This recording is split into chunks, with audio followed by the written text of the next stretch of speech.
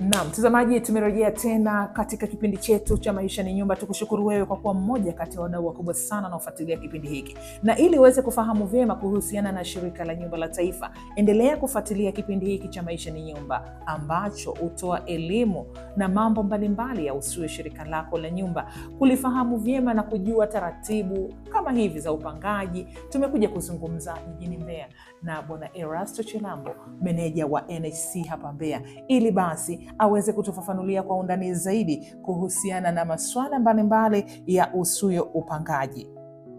Sasa Bwana Chilambo, tunapoendelea na kipindi chetu, tungependa kufahamu mpangaji wa Shirika la Nyumba la Taifa ambaye ndiye amepanga na sasa amempangisha, ameondoka, amemwacha mtu mwingine, lakini umetueleza kwamba sheria zitachukuliwa dhidi ya huyu mtu ambaye amepangishwa. Huyu anashtakiwa ama anafanywa nini? Kitu kikubwa sio kwamba tunamshtaki.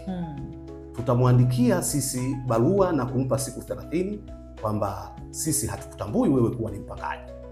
Kwa hiyo kama una maelezo au una shida yoyote, tunakukaribisha katika ofisi zetu. Baada ya huyu mpangaji kuja kwetu au baada ya huyu mtu ambaye ameachiwa nyumba kuja kwetu, kama nilivyokuambia kwamba tutamsikiliza. Unajua kuna watu wengine wanaachiwa nyumba, unakuta baba amekuwa ni mpangaji. Baada ya kuwa mpangaji baba, akatokea bahati mbaya amefariki. Sasa akifariki huyu baba ana mke wake. Kwa ajili ya taratibu zetu, upangaji tutamhamishia mke wake. Hii kwa kesi hii. Mume amefariki, ana mke wake, mke na ana uwezo wa kuweza kuwa analipa kodi. Kwa hiyo upangaji unahamia kwa mke wake. Lakini sasa ikitokea kwamba mtu ameachiwa nyumba kinyemela, sisi tunampa siku 30 ajiandae kutoka katika nyumba. Na hii huwa haitokei sana kwa sababu tunafanya uchunguzi wa mara kwa mara. Kuna ukaguzi ambao tunaufanya. Kweli, je, huyu mpangaji ambaye tumempangisha kwenye nyumba plot number fulani, ni kweli ndiye huyu? Kwa hiyo tutakapojua kwamba ndiye huyu, hapo hatuna shida. Lakini tutakapogundua kuna mwingine, sisi tutamtoa kwa kadiri ya sheria za mahakama zinavyotaka. Sasa isifike huko, ili huyu mpangaji aliyepanga katika nyumba ama jengo la biashara la Shirika la Nyumba la Taifa aweze kuwa salama, mweleze kupitia kipindi hiki anapaswa kuzingatia vitu gani? Cha kwanza, tumweleze huyu muhitaji au muombaji ajue kabisa kwamba mpangishaji wa nyumba za Shirika la Nyumba la Taifa ni shirika lenyewe na sio dalali. Hiyo moja. Lakini 2, afuate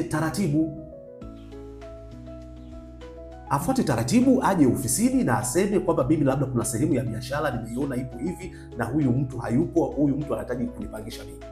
Sisi tutakachofanya, tutampokea na kumwelekeza afuate taratibu mbalimbali kama nilivyokuambia, ajaze fomu.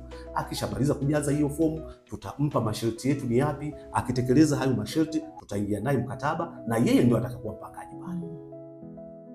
Lakini sasa ikitokea kwamba wanaachiana kinyemela, shida inayokuja kwamba sisi tutakutoa, na kwa sababu ya ubinadamu tutakupa siku 30. Siku 30 hujaweza wewe kutekeleza, tutampa dalali wa mahakama. Bwana, tunaomba utuondolee huyu mtu. Na dalali wa mahakama atafuata taratibu zake, atakupa wewe siku 14.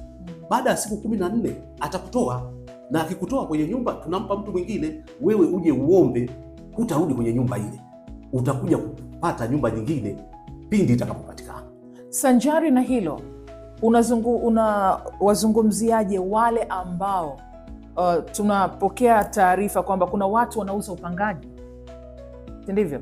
Yeye alikuwa mpangaji lakini anauza upangaji. Ndio. Mbali ya hao, lakini kuna wale pia madalali ambao shirika mmekuwa mkipambana sana Bwana Chilambo kuhakikisha hawa sasa mnawatokomeza ipasavyo. Tumia muda huu kuzungumzia hili.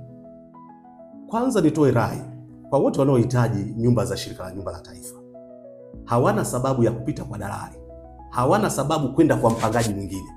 Kama nilivyokwisha eleza hapo awali kwamba mpangishaji wa nyumba za Shirika la Nyumba la Taifa ni shirika lenyewe.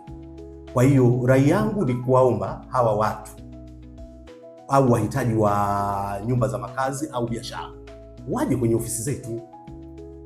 wasiende kwa mpangaji, kwa sababu wewe ni mpangaji. Utatoa hela yako pale, atatoka, mimi nitapita kwenye ukaguzi wangu, kama nilivyosema kwamba tunafanya ukaguzi wa mara kwa mara.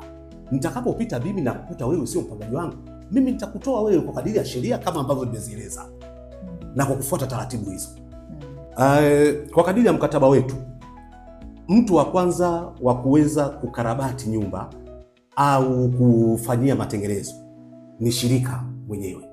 Shirika la Nyumba la Taifa, hilo kwanza ndilo lina wajibu wa kuhakikisha nyumba zake zinakalika, nyumba zake zipo kwenye hali nzuri.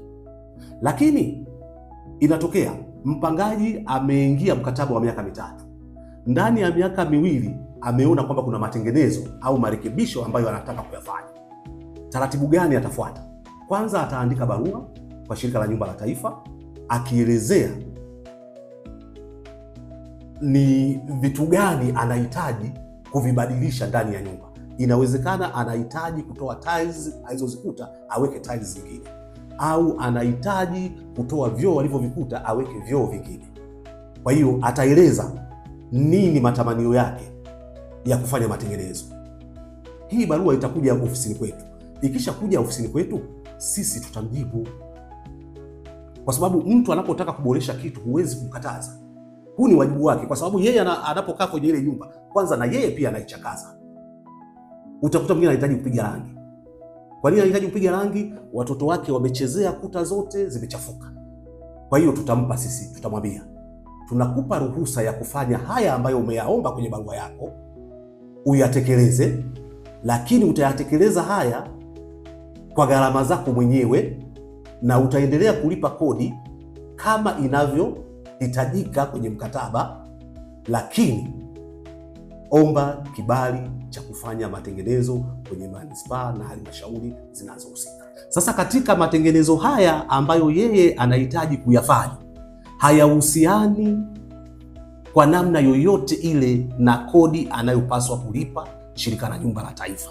Na ndio maana kwenye barua zetu huwa tunawaambia kabisa, tunakuruhusu kufanya haya matengenezo ambayo wewe kwa matamanio yako umeyataja, kama kupaka rangi, kuweka tiles, kutoa milango ya mbao, kuweka aluminium. Sawa? Lakini hii haina maana wewe baada ya kufanya hivyo wewe hustahili kulipa kodi. Hapana. Kodi yetu ya mwezi tunaendelea kuichukua kama kawaida, na ndio maana katika ile barua tunakwambia unafanya hivi haya matengenezo kwa gharama zako mwenyewe. Haya, mtazamaji, haya ndio ambayo tumekuletea kwa siku hii ya leo katika kipindi chetu cha Maisha ni Nyumba. Tunamshukuru sana Bwana Erasto Chilambo. Ameweza kutupa elimu nzuri sana kuhusiana na upangaji, na sina shaka wewe mtazamaji na hata wewe unayetamani kupanga katika nyumba za Shirika la Nyumba la Taifa umepata kuelewa kwa undani zaidi. Erasto, ndio, tunakushukuru sana kwa muda wako kwa kuweza kutoa elimu hii kwa wapangaji wetu. Wakati mwingine tutakapokuja tuzungumza nawe sasa kuhusiana na NHC hapa Mbeya, kwa sababu naona mambo yenu ni mazuri sana. Tunapita huko barabarani, mmejitahidi kwa kiasi kikubwa sana kuhakikisha hata jiji la Mbeya lina muonekano mzuri unapotazama nyumba za Shirika la Nyumba la Taifa. Tukutakia utekelezaji mzuri wa majukumu yako ya kila siku, wewe pamoja na watendaji wenzako wa NHC hapa Mbeya. Mtazamaji, ni kushukuru wewe kwa kuwa pamoja nasi katika kipindi chetu cha Maisha ni Nyumba kwa siku hii ya leo. Kipindi hiki kimekujia kutoka jiji la Mbeya. Ni katika mkoa wa Shirika la Nyumba la Taifa, takriban mikoa yake ipatayo 25. Mbeya ni mkoa mmoja wapo. La ziada hatuna. Jina langu naitwa Domina Rwemanyila. Kwa niaba mwenzangu ambaye tumeshirikiana kuandaa kipindi hiki, tunakusihi tukutane nawe juma lijalo panapo majaliwa.